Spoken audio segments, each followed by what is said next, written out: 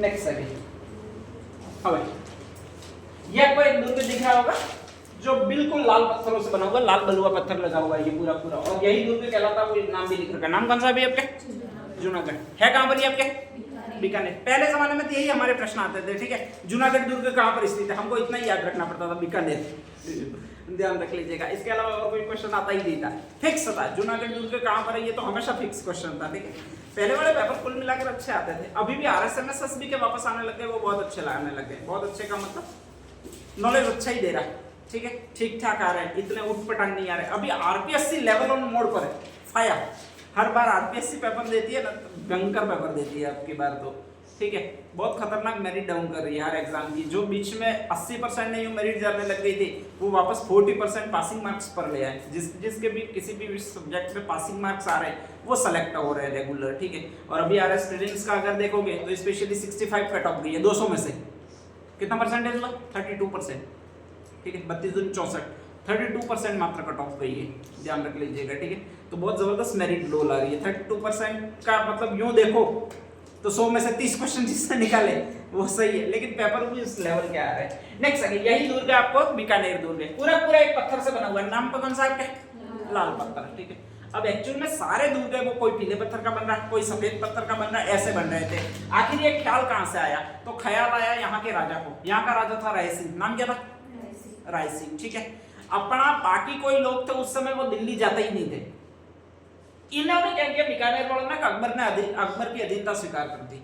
यहाँ का बीकानेर का नाम से एक राजा था जिसका नाम था कल्याणमल। कल्याणमल यहाँ पे शासन करना चाहता था, अकबर करने नहीं दे रहा था। तो ऐसी कंडीशन में इसने कहा मैं मेरी बेटी का विवाह तुमसे करवा देता हूँ, तुम मेरे जमाई बन गए और मुझे यहाँ पर राज करने दो। सीधा सीधा उसने समझाया। अकबर तुरंत समझ भी गया कि ठीक है बेटी दे दे, राज्य का मैं क्या अचार डालूंगा, ठीक है, ध्यान रख लीजिएगा। तो कहा जाता है कि ऐसी कंडीशन में बेटी से विवाह कर दिया, और जैसे ही बेटी से विवाह कर दिया जिसको कहा तू मेरा ससुर यहाँ पर राज कर, और जैसे ही कहा जाता है कि राज करियो कहा तो वो राज करने लग गया। कल्याणमल यहाँ का शासक बन गया। कल्याणमल के मरते यहाँ का शासक बना वो उसका बेटा बना जिसका नाम था राय सिंह। नाम कौन सा था? राय सिंह, ठीक है, ध्यान रख लीजिएगा। राय सिंह ज्यादातर अकबर के दरबार में रहा था। जब भी अकबर सोचता था कि ये कहीं वापस आक्रमण नहीं कर दे, क्योंकि अकबर मुसलमान था और मुसलमानों में ऐसा जमाई का न्यू कल्चर नहीं होता ना, जैसे अपना होता है जमाई होता है उसके पौक दो फिर पियो घर पे आए, ठीक है, ऐसा कोई इनमें कल्चर नहीं होता है, ध्यान रख लीजिएगा। इनमें कोई रिश्ते संबंधों का कल्चर ही नहीं होता है, कोई नहीं है, ठीक है।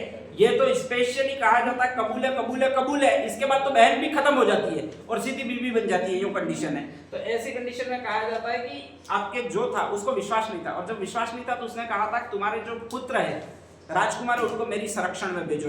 तो कल्याणमल को भी कहा, कल्याणमल ने अपने बेटे राय सिंह को अकबर के पास भेज दिया। अकबर दिल्ली में रहता है और दिल्ली का एक किला फेमस है, नाम कौन सा? पूरा पूरा कौन सा पत्थरों से निर्मित है? लाल पत्थर। राय सिंह ने पहली बार वो आर्किटेक्चर देखा कि साला लाल पत्थरों से भी बिल्डिंग जबरदस्त लगती है, ठीक है। वो यहाँ पर आया और अपने पापा को बताया कि लाल पत्थरों वाली भी बिल्डिंग भी जबरदस्त लगती है। पापा ने कहा अपन से नहीं बने, ठीक है भाई, तेरा राजा है तू बना ना, अपन तो कमा कमा के थके, हर बाप यही कहता है, ठीक है। और दूसरा अगर कुछ बाप को कहो तो वो और सुना देता है कि तमन मोटा करियो में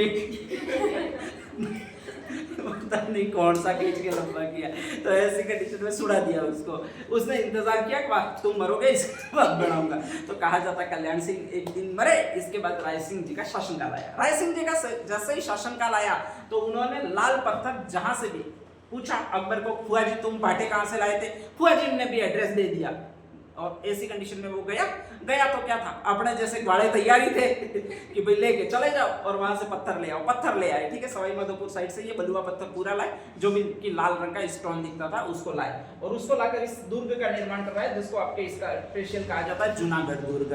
ये फैशन थी वो पुरानी थी, बिल्कुल नई फैशन थी नहीं। लाल पत्थरों का प्रयोग हमने करना छोड़ दिया था, ठीक है। मुगलों ने लाल पत्थरों का प्रयोग पहली बार इसलिए किया कि वो जिस कंट्री से आए थे, स्पेशली उज्बेकिस्तान से आए थे, वहां पर लाल पत्थर की फैशन थी ही नहीं, वहां पर लाल पत्थर ही नहीं मिलता था उनको। जहां यहाँ पर पहली बार लाल पत्थर दिखा तो उन्होंने कहा कि अच्छा ये भी पत्थर होता है, उनको ये नई फैशन दिखी, उसको हमने मंदिर बना के कई सालों पहले छोड़ दिया था। तो कहा जाता है बाकी जो लोगों ने देखा उन्होंने कहा ओ ये जोनो बाटोल ये भी, और इसी से इसका नाम पड़ गया। कौन सा नाम पड़ गया? जूनागढ़ नाम पड़ गया, ठीक है। तो ये एक दुर्ग है जिसको जोना बाटा वाला दुर्ग कहते हैं, स्पेशली जूनागढ़ कहते हैं, अपना जोना लाया इसलिए इसको जूनागढ़ कहेंगे, ध्यान रख लीजिएगा। जब भी इसको बनाया तो इसका कलर आर्किटेक्ट रेगिस्तान में बहुत ज्यादा खिला, ध्यान रख लीजिएगा। और ऐसा लगा जैसे कोई दुल्हन बहुत ज्यादा लाल साड़ी में श्रृंगार, हमेशा लड़कियां कौन सी साड़ी में अच्छी लगती है?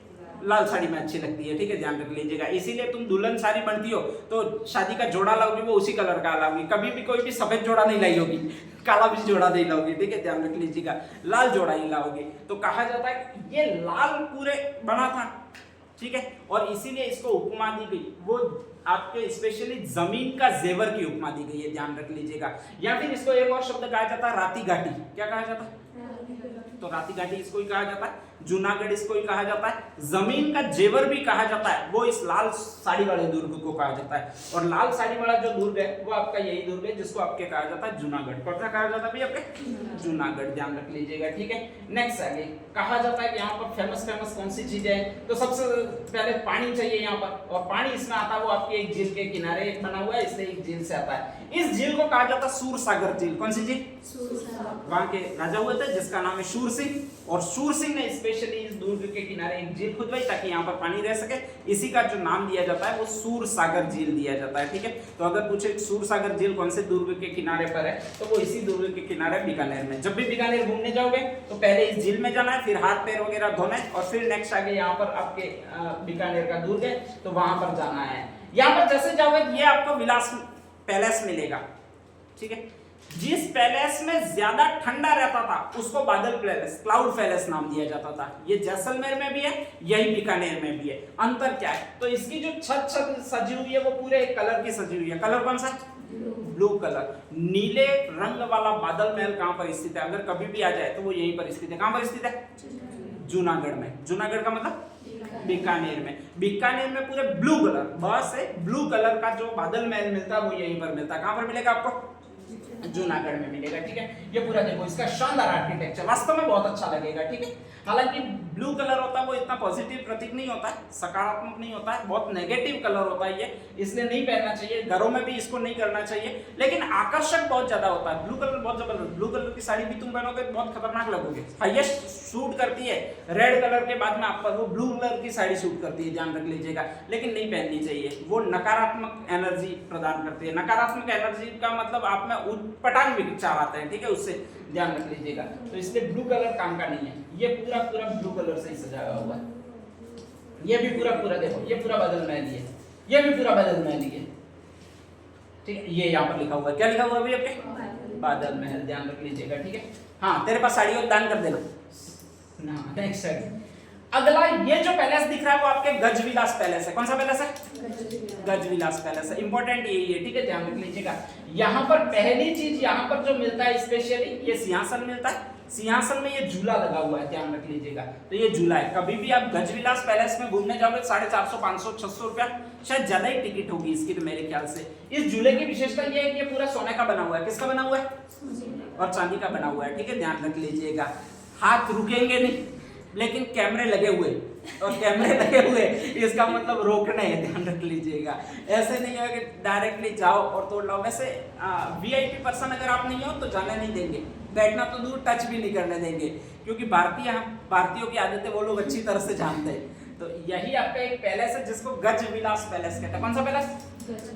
गजविलास, ठीक है, जिसमें हर चीज सोने चांदी की बनी हुई है। झूले सोने चांदी के मिलेंगे, सोफे सोने चांदी के बने हुए मिलेंगे, उस पर नक्काशी की गई है, सोने चांदी की है, पूरी प्योर सोना है। ऐसा मत समझना ऐसे ही वो कौन सा गोल्ड होता है तुम्हारा, तुम लाते हो शादी ब्याह में, वो कौन सा गोल्ड होता है? Italian gold. हाँ, इटालियन गोल्ड बिल्कुल भी नहीं है, ठीक है। प्योर सोने और प्योर चांदी के जो महल बने हुए हैं, ये प्योर सोने चांदी के बने हुए हैं। इसमें बेड मिलेंगे, स्पेशली सोने के बेड राजा के, वो भी प्योर सोने और प्योर चांदी से ही बने हुए हैं, ठीक है। इसका कारण ये था कि राजा को लगता था कि इससे सकारात्मकता रहती है जीवन में, ध्यान रख लीजिएगा। और वास्तव में रहती भी है, बहुत ज्यादा रहती है, लेकिन उसके लिए पैसा भी चाहिए।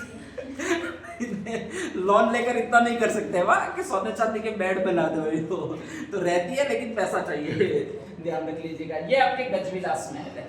हाँ, ये नेक्स्ट आ गया, ये पूरा गजविलास महल है। इसकी जो आपकी ये छत बनाई गई है उसमें सोने चांदी की नक्काशी की गई है। तो सोने चांदी की नक्काशी वाला जो महल मिलेगा वो आपके यही है। पूरी नक्काशी है, ऊपर लकड़ी की नक्काशी है वो जैसलमेर में, और सोने चांदी की नक्काशी की गई है वो यहाँ पर है। यहाँ पर ये जो दिख रहा है वो आपको अनूप विलास है। कौन सा विलास है? अनूप विलास। और इसका भी फैक्ट यही है कि इसमें जो भी यहाँ पर देख रहे हो ये पूरी डिजाइनिंग वो आपके सोने और चांदी का पानी चढ़ाया हुआ है, ठीक है। अनूप विलास में कोई भी ऐसा खंबा भी नहीं मिलेगा जिस पर सोने चांदी का पानी नहीं चढ़ाया गया हो। स्पेशली सोने चांदी का पानी चढ़ाया गया हो तो मतलब सोने का कुछ ना कुछ उपयोग किया ही गया है इसमें।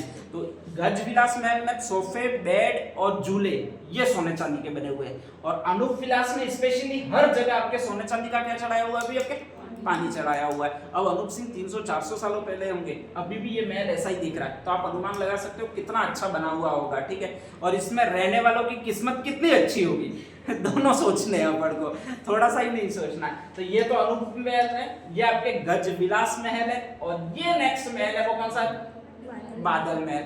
ये तीनों चीजें हैं वो आपके इसी दुर्ग में, कौन से दुर्ग में, जूनागढ़ महल में, ठीक है, ध्यान रख लीजिएगा। बाकी इसमें और कुछ नहीं है, और तो कुछ होगा भी नहीं, बाकी जूनागढ़ दुर्ग वापस आ गया, ठीक है। तो नेक्स्ट आगे हेडिंग डाल दीजिएगा जूनागढ़ दुर्ग।